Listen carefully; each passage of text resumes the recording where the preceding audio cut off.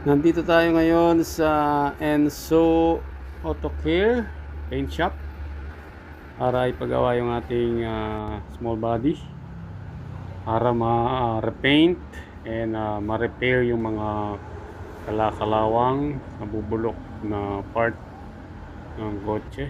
Medyo luma na, kaya yan, ang daming numulobo, nabubulok, nakalawang. Kaya natin dinala dito kay Enso Auto Care para maging pogi ulit. Ayan, ibalik sa dating anyo. Medyo kinakalawang na siya.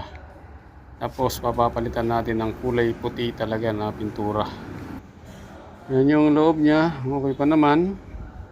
Problema, yan, nakamugin na steering, mukhang mali. Pang Honda yan.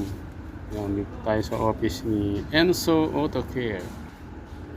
Dito lang yan sa C5 Bagong Ilog.